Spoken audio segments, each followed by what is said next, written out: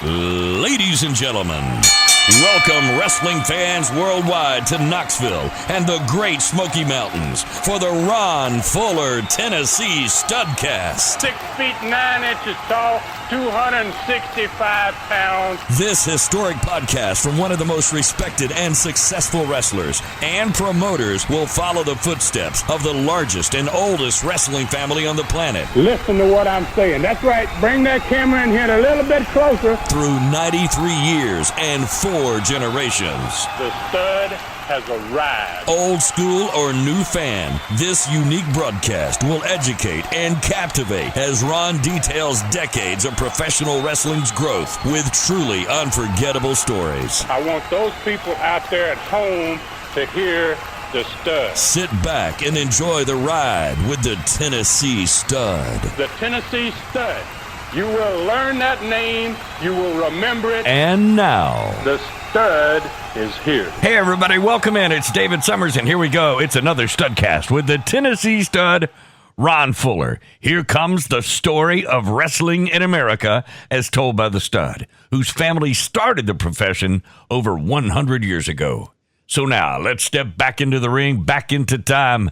Let's get wall to wall and tree top tall with the Tennessee Stud, Ron Fuller. Hey, congratulations, Ron.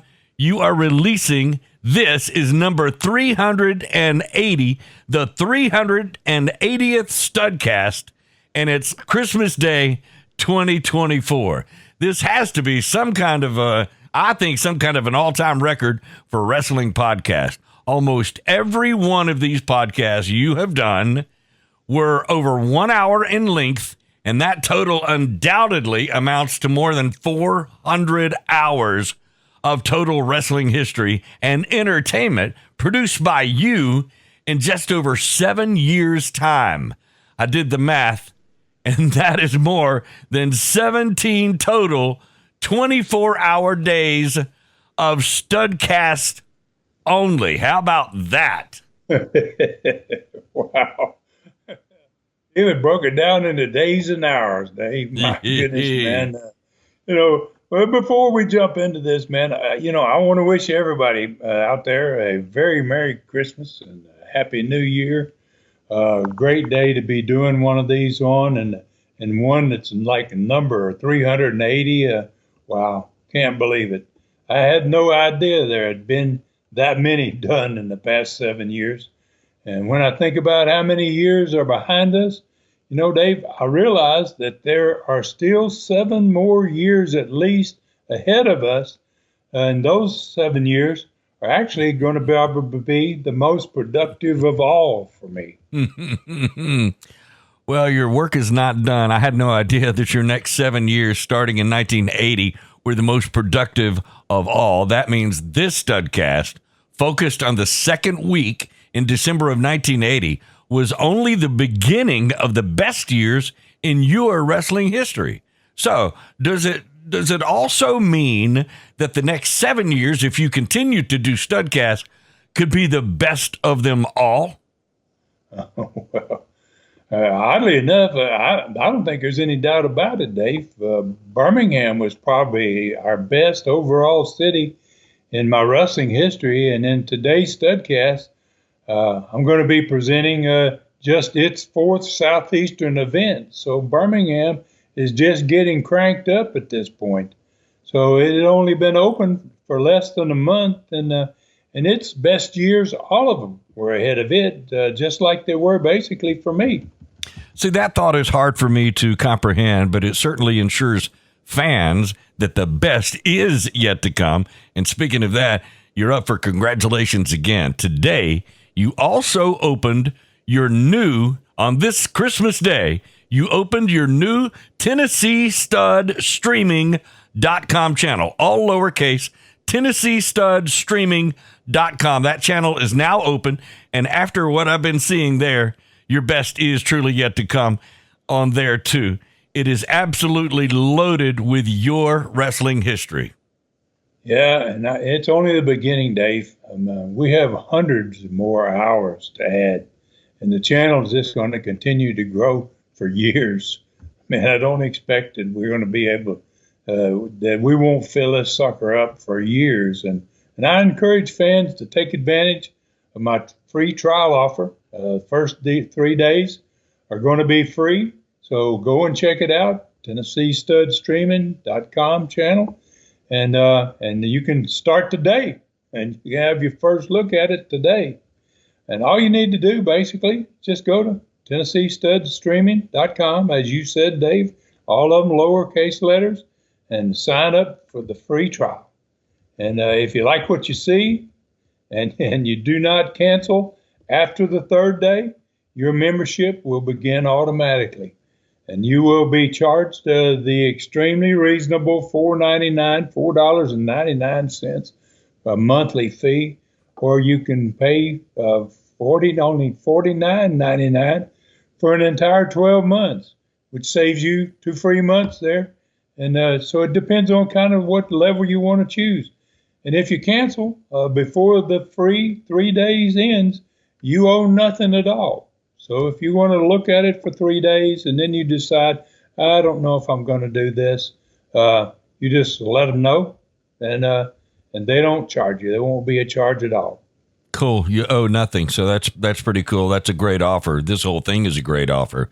And this Christmas Day Studcast, this very one, will be there too, as well as on all of the normal Studcast outlets, all the way through next week's special New Year's Day Studcast. All right, you've been taking care of all of the bills from your podcast for more than 7 years, covering all the expenses of producing what is today 380 Studcast, as we said earlier. Fans have supported you all the way. I'm sure that support is always going to be there, especially now that you've also built a streaming channel for your fans. So, Ron, can we talk a little bit about an idea you brought up earlier about your new Studcast? Yeah, and I'm glad you brought that up, Dave. I'm glad you mentioned it.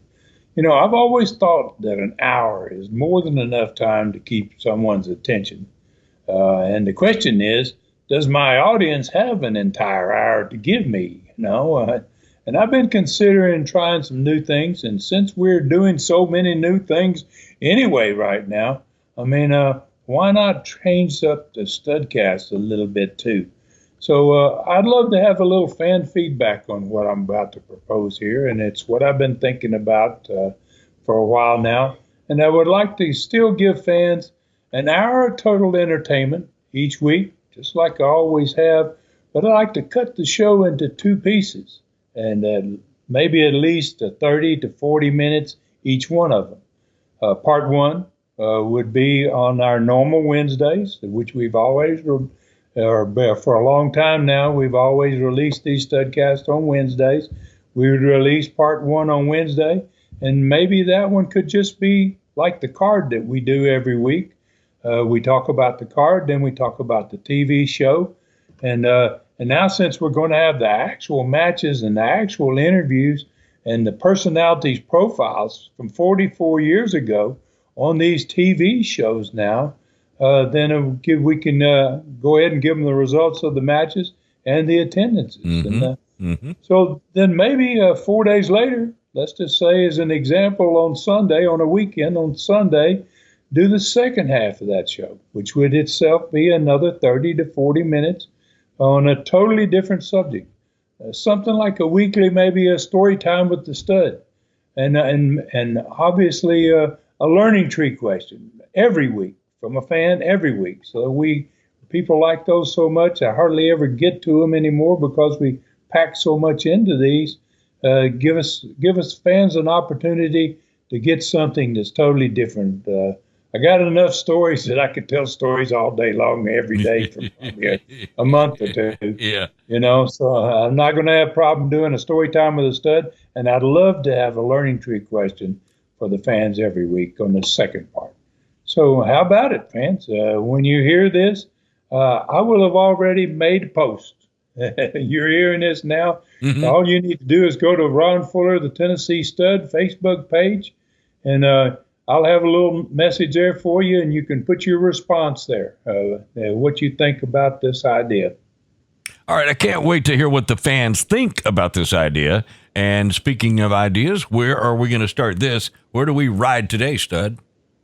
Well, we're going to begin with a little update, man, on basically the changing of the crew that was going on in the second week of December 1980, and the tremendous difference in talent that we're going to see here in this change of this crew, and why that mattered so much. And then we're going to get into our card of the week, like I just explained before, what we're going to maybe start doing in the first part of our part one of our new Studcast. Mm-hmm. We're going to be talking about the card. This the one time we will be talking about. Sorry, excuse me. Mm-hmm. We'll be talking about the card of December second week, the December of 1980, and we'll be also talking about the results of the matches in this. We'll talk about the TV that promoted it. We'll talk about the attendances in the 4 major markets. And hopefully, Dave, we're going to have enough time for another learning tree in this one. All right, good deal. I totally agree with that, Stud. I mean, do you want to begin with that changing of the crew in 1980 and why that mattered so much? I think that's a great place to start, man. We are basically in this Studcast focusing on the second week in December of 1980. So let's go back. I want to go back 8 months from where we are in December of 1980 I want to start on April the 1st, 1980, just so I can remind fans of who was in this crew back 8 months ago. And so let's talk about the heels in that crew to begin with. Mongolian Stomper and his manager, Big C, were beginning to just kind of start getting over there. They had just kind of come back into the territory. Jimmy Golden had just turned heel. Norvell Austin and Big Ron Bass had just arrived into the territory, along with Stomper and Big C. And Don Fargo, Randy Rose, and Dr. Bill Irwin, they were already there and had been there for a while. And that kind of filled out that 8-man heel crew. The baby faces were at that point, there was a masked man called the Georgia Jawjacker, who everybody knows as Bob Armstrong. Yeah. Joe Leduc, I was here in the territory. Rob was working in the territory. Tony Charles was a star, had been there for quite a while. Then along came Charlie Cook. Eddie Boulder, who was going to be the future Brutus the Barber Beefcake for WWF back in the days, or WWE, whichever one it was. Roy Lee Welch and Ricky Fields was in that crew. So basically, there's about 9 baby faces on that side of the crew. So some of these wrestlers on both sides were still remaining in the crew 8 months later. We're going to talk about now. Let's talk about. Jump into December of 1980. And before we get to that, though, I want to talk about there was a real catastrophe occurred, man. And actually, it was on that card of April the 1st, 1980, when my cousin Jimmy Golden, member of the Welch family, injured himself so badly that he had to give up the sport. He moved away from Pensacola and he retired from wrestling. Horrible deal. All right, I do remember that match. It was an 8-man tag match, and I believe you and Robert were on the opposing team when it happened. I think he went to slam Joe Leduc and collapsed with 300 pounds plus of the lumberjack landing on top of himself. Yes, man. Wow. I mean, and at this point, in the second week of December 1980, he's still out of wrestling 8 months later. And it was one of the most horrific accidents that I, to this day, ever witnessed in the ring. Because I guess he's a family member.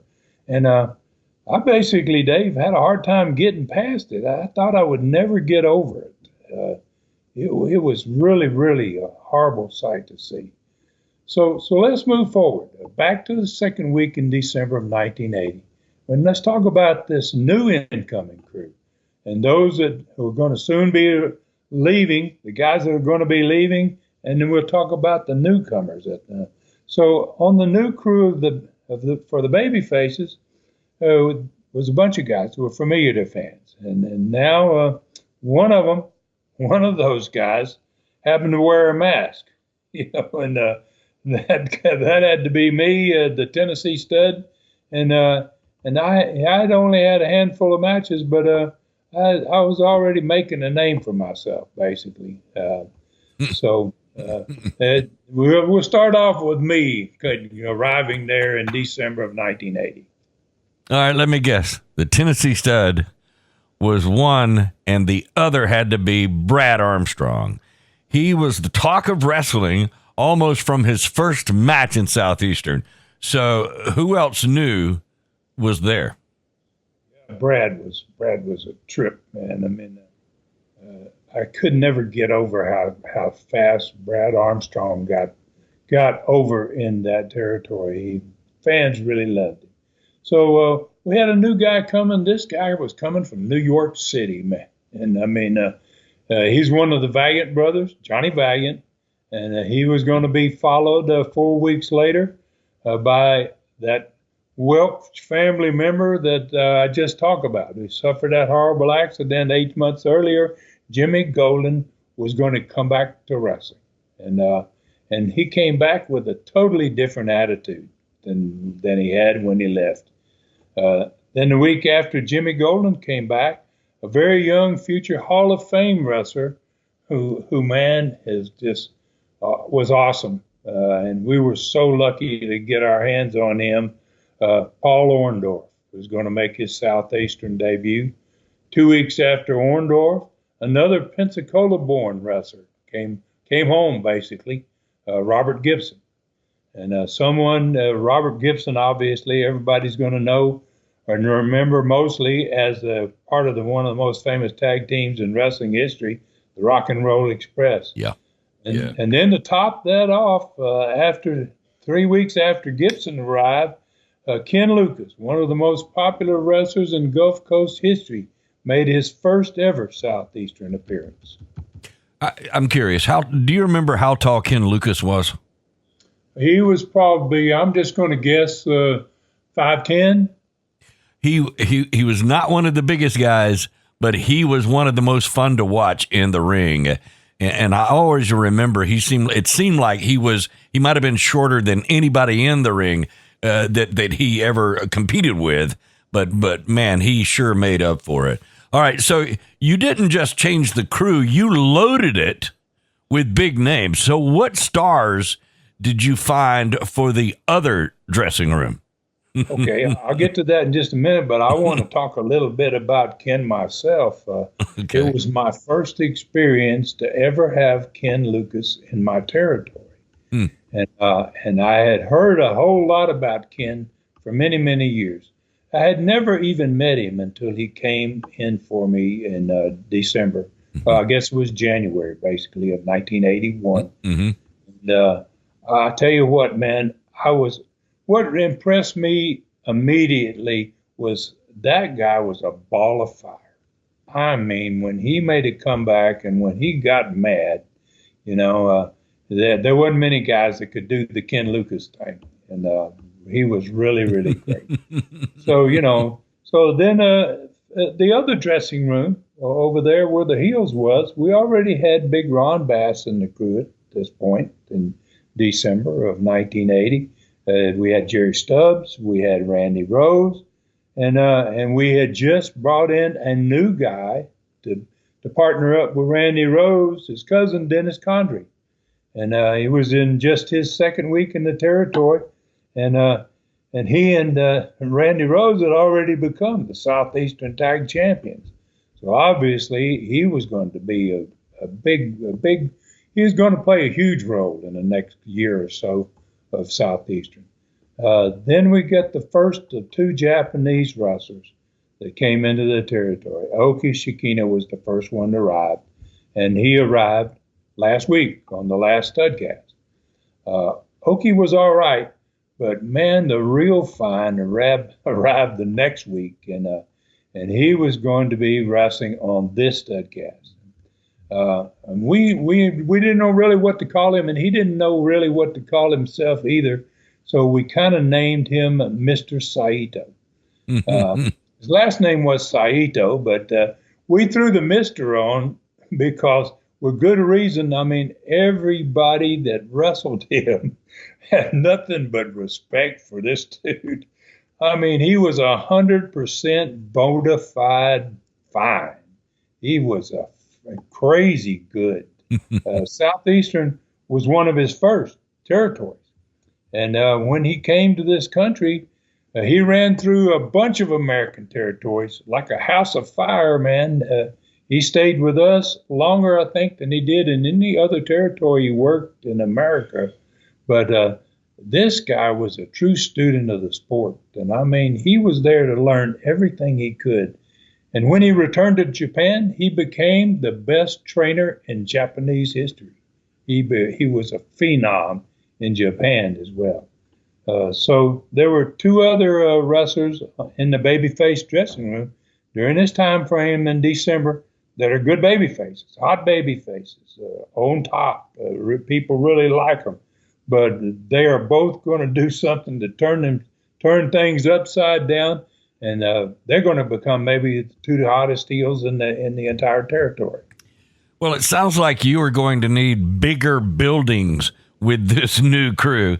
I mean, you want to give us the card, and let's go ahead and set it up that was used in all four major markets, and we're going back to the second week of December, 1980. Lay that out for us, Stud.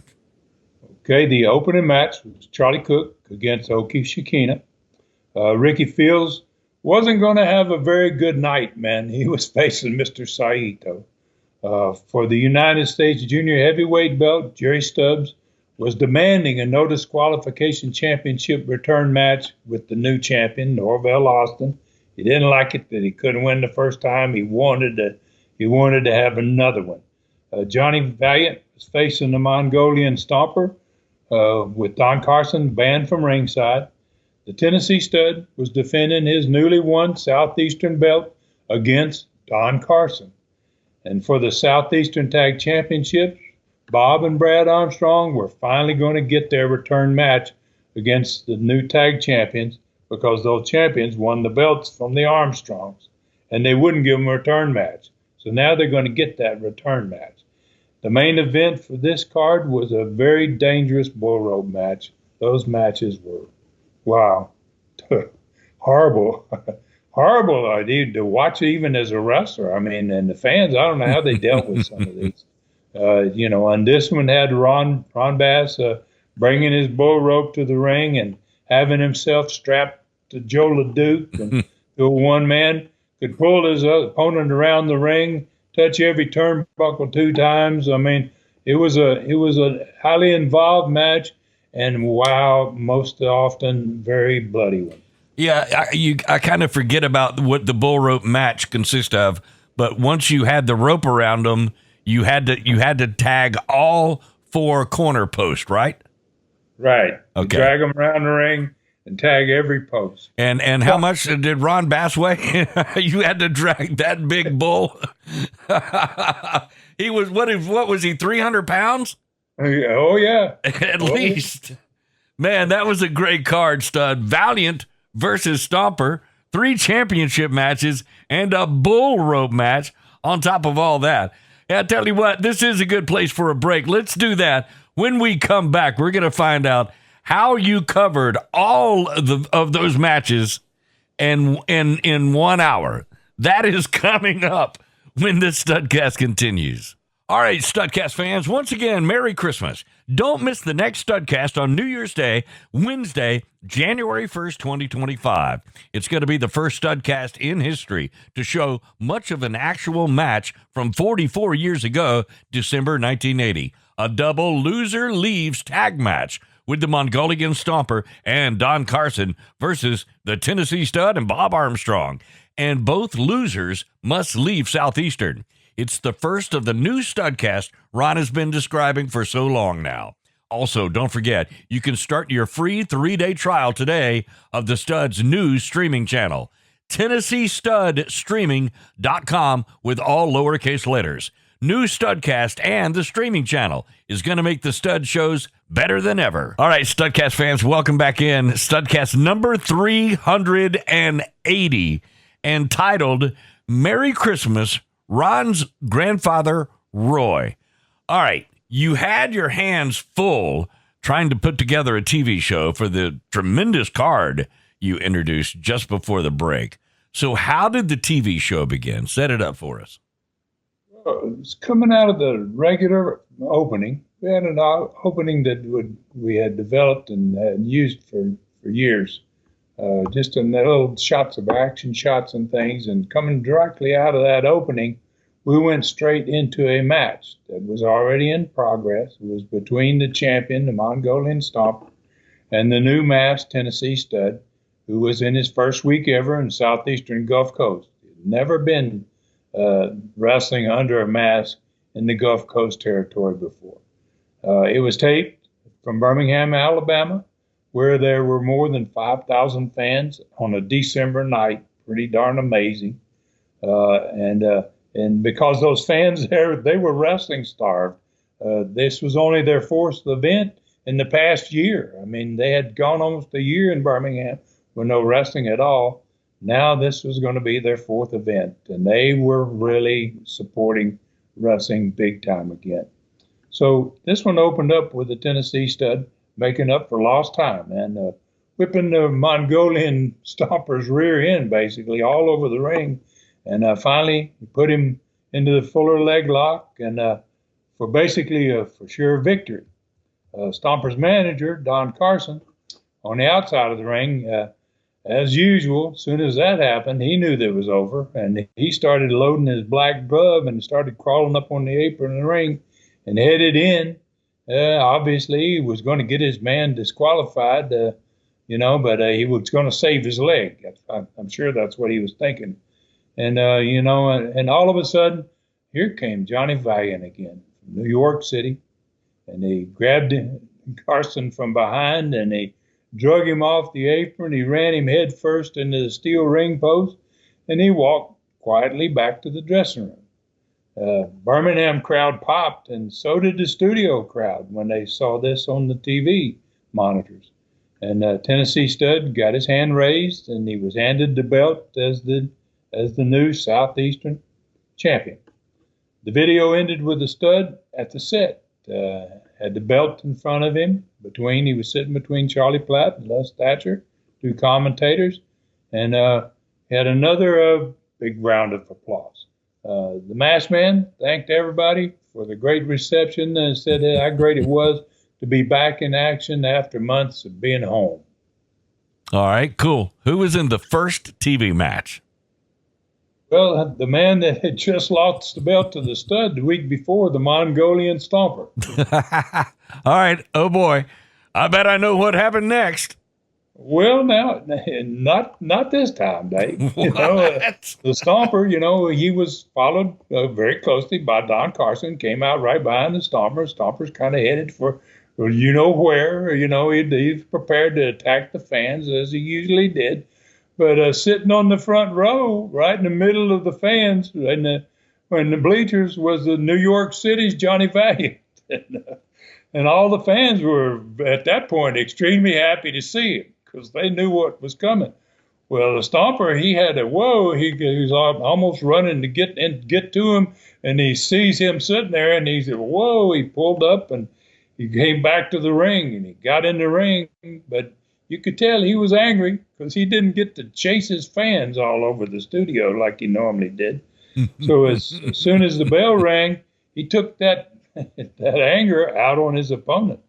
The Tennessee Stud was scheduled the following week for his first title defense against the Stomper's manager, Don Carson, and Johnny Valiant, who was sitting in the front row of the TV studio, was going to be facing the Mongolian Stomper on that next card. So it didn't take Stomper long to get tired of picking his opponent up off the mat, just because as soon as he picked him up and shot him in the ropes, he put him back on the mat again, stomping him in pieces. And so he finally got tired of that, and he finished him off, man. he shot him in there and he kicked him in the stomach. And as happened with a lot of guys, the Stomper must have had a 16 shoe. I don't know how big his feet were, but his boots were huge. And he put that boot in the kid's belly, and the boy kind of just fell on face first, and he rolled over. That was a mistake because Stomper went to the ropes, and when he came back, he stomped him right in the face.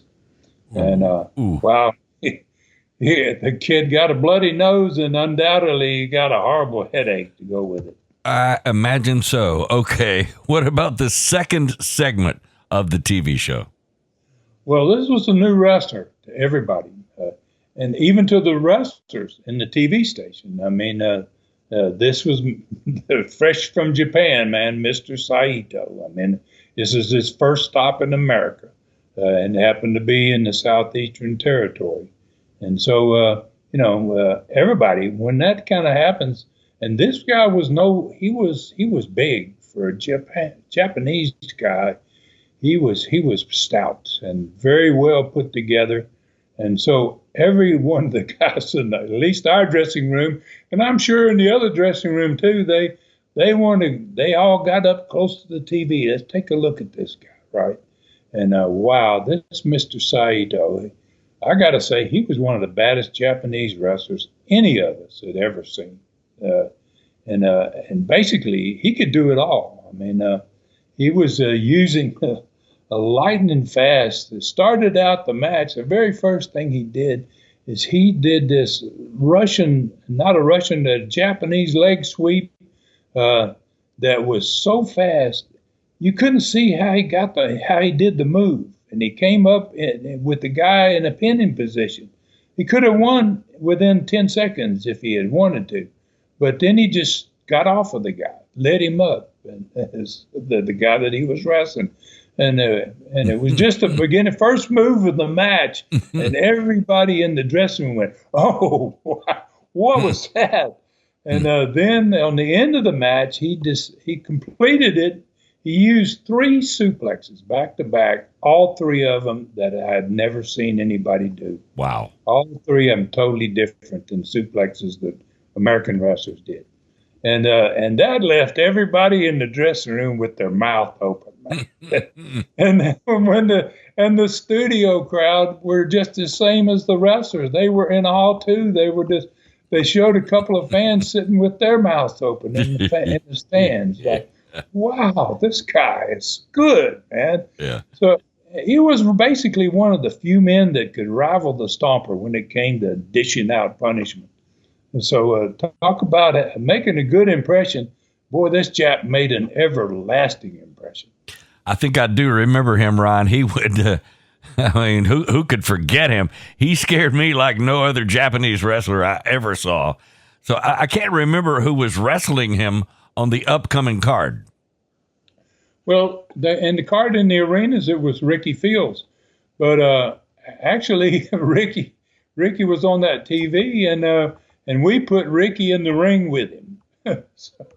So Ricky was the poor dude that was getting all these suplexes, and everybody was just feeling sorry for him, and it was Saito's first TV show in the territory, and wow, when you went into a new territory, you wanted to create an impression, and boy, did this dude make a great impression that first day. This was going to be a long week for poor Ricky.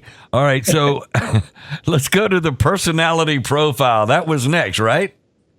Yeah, it was going to be done in 2 studios, like the profile we did the week before. And it was based upon the upcoming extremely dangerous bull rope match that was Ron Bass's favorite match, with no doubt about that. So Bass was in the main studio on the personality profile set with Charlie Platt, and Les Thatcher was over in what we call Studio B with Joe Leduc.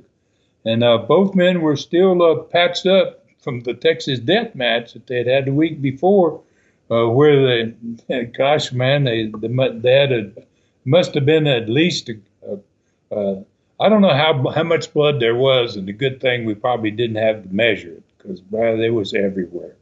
And so both of them, they were they were really ready for this one. And, but they looked like they'd already had a war, and they were about to have a real war now.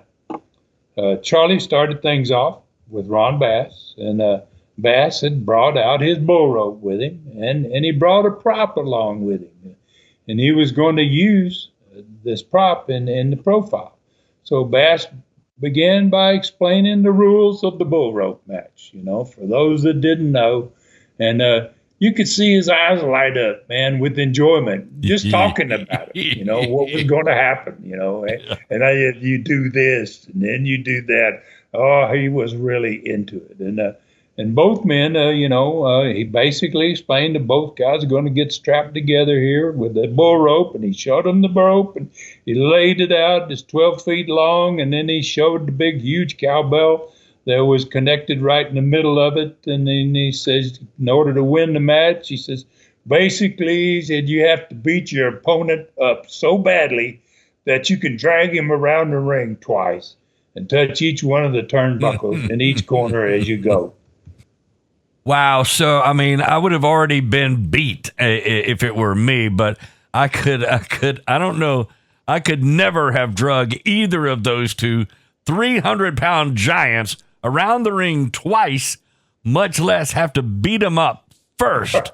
So what kind of prop? I want to hear about the prop that Ron Bass had. What was that? All right. So it was definitely a crazy match for anybody that ever got in one of those. I mean, it was like, wow, you had to be a little off to even want to compete in something like that. So, but you had two perfect guys, Ron Bass and Joe Leduc, man, and they met that criteria, being crazy. And so Bass's prop was a life-size plastic, one of those styrofoam-shaped heads that you see in some department stores, and I guess in beauty shops and things like that, And so Charlie asked Bass, he says, why'd you bring this out here, And so Bass smiled, and he said, I brought this out here, Charlie Platt, to show you what a steel bell can do to somebody's head. So he raised the bell high up over his head. He held that styrofoam head in his hand, and he drove those sharp edges of that bell down on that top of that styrofoam head. And about half of it, a huge chunk of it, went flying off across the studio floor over to where the fans were in the bleachers. Some of the fans nearby, they screamed, man, like, oh, gosh, whoa.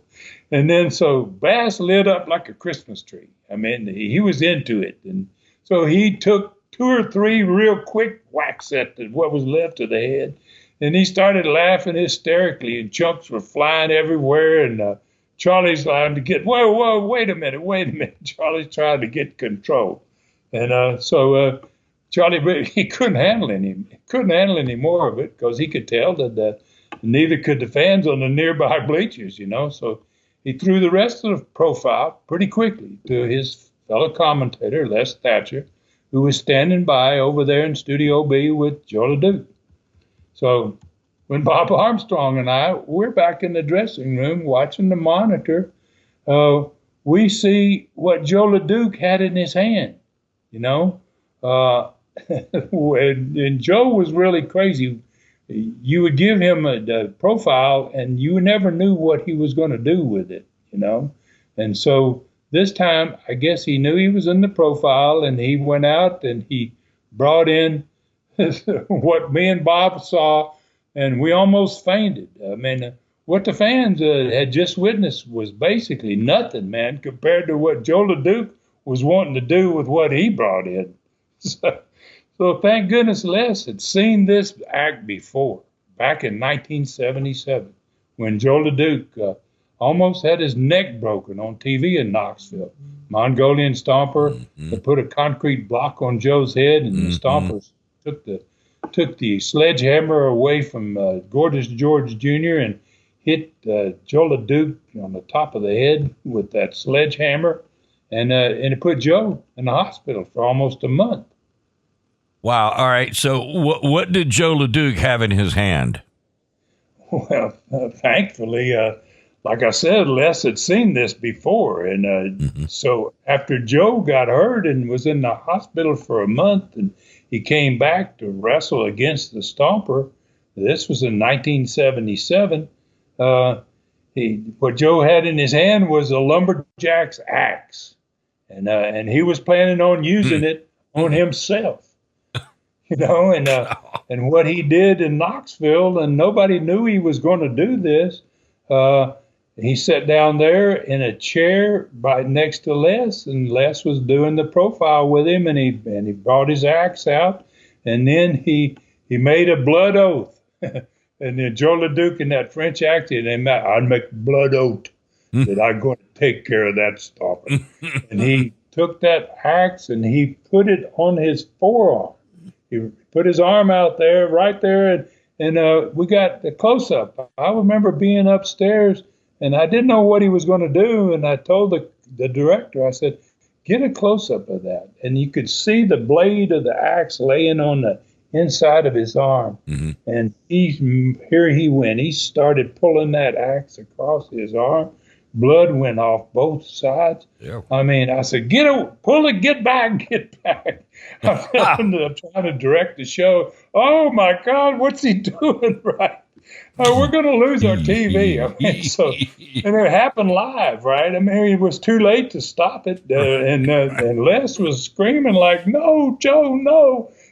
So it was like, wow. So we were about to see that again now down here in the Gulf Coast territory. Okay, so pull in close. No, pull back. All right, you got to be kidding. That's crazy. So no wonder Les pulled the plug on Leduc. All right, that could have got you. I mean, I assume that if you do too much of that, especially back then, that could have gotten you thrown off TV for good. All right, I've been saying for a while now that these personality profiles are getting better and better, but I don't know how to even rate this one, period. All right, so how about the next TV segment? Let's move on to that one. Well, Jerry Stubbs started it off. He was watching the video of his regaining the United States Junior Heavyweight belt from Norvell Austin. Again, they'd been swapping this belt back and forth for probably 6 weeks. And again, the Stubbs promised the fans, as he always cockily did, that he was not going to ever get beat by Norvell Austin again. And he says, I don't care. I know I'm facing him in a return match, but it's going to do him no good. I'm just going to hurt him. He's just going to keep getting hurt worse. Okay, so who is in the live match?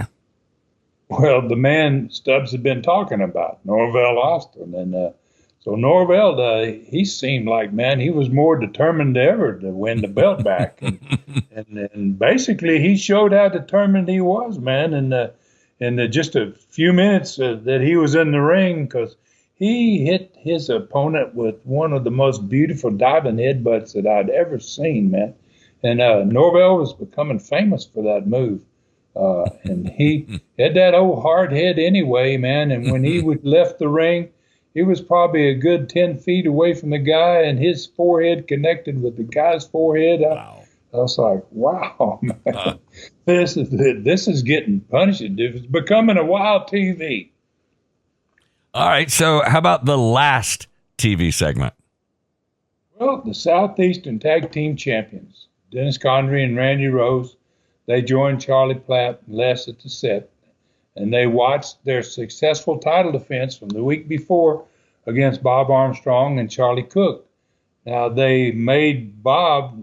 They would not allow Bob to have Brad as his partner.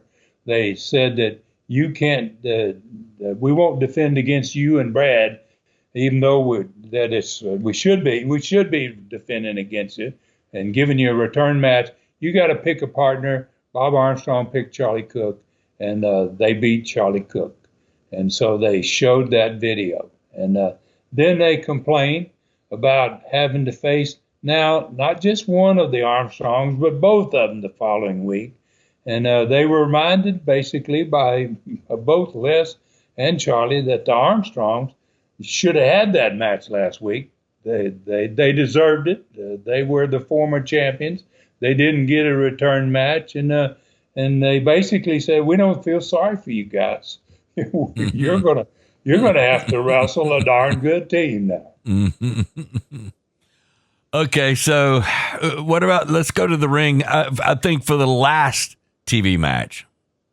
Well, that was Bob Armstrong and Brad, and the fact that the champions Convy and Rose were still at the set during this match. Once they saw that who was in the ring, they said, "Hey, we're staying here and watching the match, whether you guys like it or not." And because they were so close to the rings, probably only about 15 feet away from the set, I think that made the Armstrongs an even better team because they wanted to make an example out of what they were going to do to those dudes, and they did a pretty darn good job of it. They took care of business, I guess is a good way of putting it. And during the course of the match, Bob even felt comfortable enough that he got out of the ring and he went almost all the way over to the set to taunt Condrey and Rose. And while that was going on, it kind of allowed Brad to show how much he was improving from week after week. He basically, Bob's over there confronting the two guys that they're going to wrestle, and both the guys started to take care of Brad, and Brad was beating the heck out of both of them. So Bob didn't even have to worry about going back to the ring. And Brad even finished the match while Bob's over there jawing with the two guys.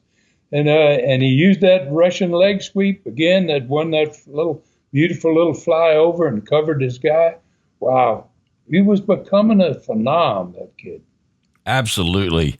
That was another really good TV show, but I still can't get over that personality profile. All right, so take us to the arenas. What happened the next week in the arenas? Well, Charlie Cook got a win over Oki Shikina, one of the two Japanese. And as I said earlier, Mr. Saito not only impressed the wrestlers, but wow, he impressed all those fans in every one of those cities, man.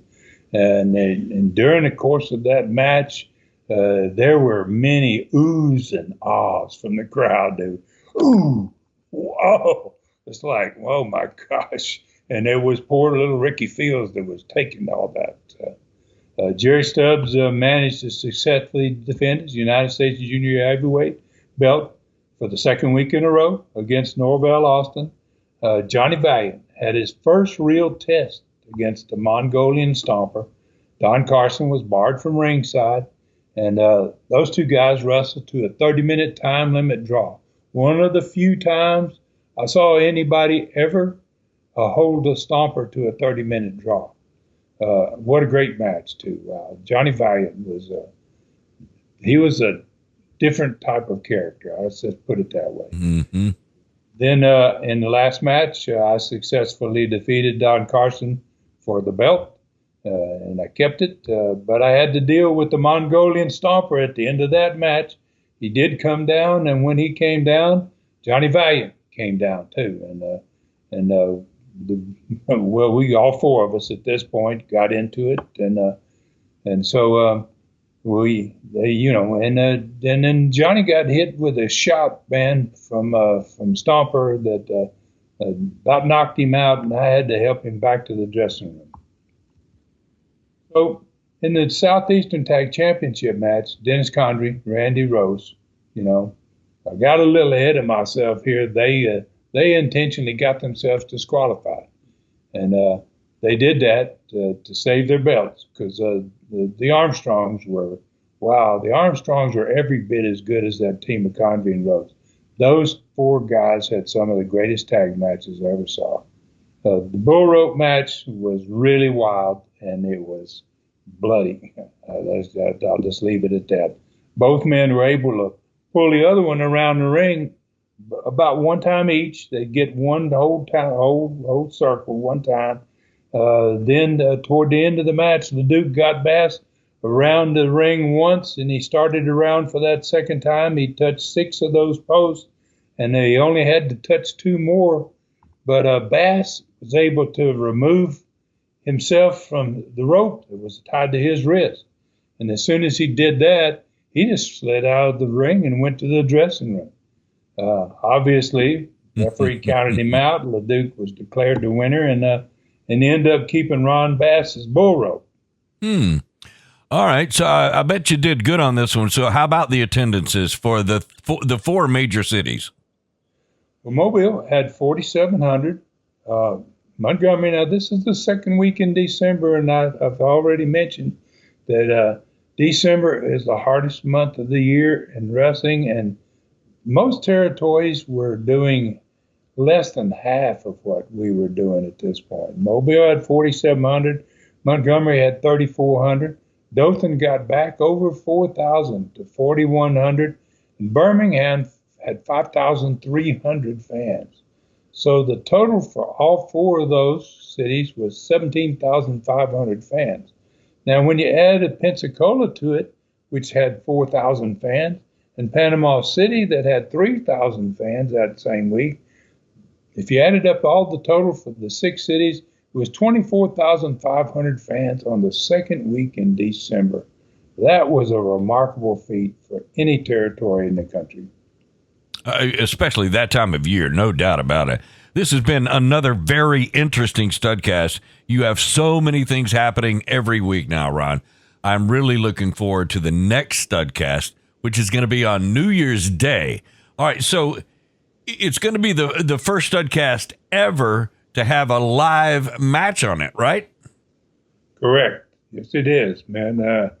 And it's not just any match, too, Dave. I mean, it's going to have a really, really important match, one that we'd never done before. For the first time ever, there was going to be a tag match. Johnny Valiant had gotten involved in this match that I talked about with me against with Don Carson and the Mongolian Stomper, and me and Johnny fighting at the end of it. Johnny got smacked in the head and had to help him back to the dressing room. So we were going to come back next in the next Studcast wrestling against each other, me and Valiant against Stomper and Carson. And the losers of that match have to both leave Southeastern. Not just one person, but both of them. The entire team leaves. Wow. Okay. All right. I do have one more surprise for you, Stud. We do have enough time for a learning tree question, and I'm very happy about this one. It's special for several reasons. One being the time of year. It's based upon one of your most recent When Wrestling Was Wrestling post that you often put on Facebook and Twitter pages as well. This one is about your grandfather and his birthday on December 19th, 1901. Okay, so Stud, please read to fans what you posted on those sites just 6 days ago, and then we would love for you to read one of the responses from a fan about it. Okay. Yeah, I don't mind doing that. Just a little bit of reference, though, for those people that may not know what these posts that I do every once in a while. Actually, I do at least once for a month, and I take wrestlers that I've had matches with. I call it When Wrestling Was Wrestling, because basically wrestling today is not what wrestling was back in the day. And I talk about wrestling, all types of different opponents.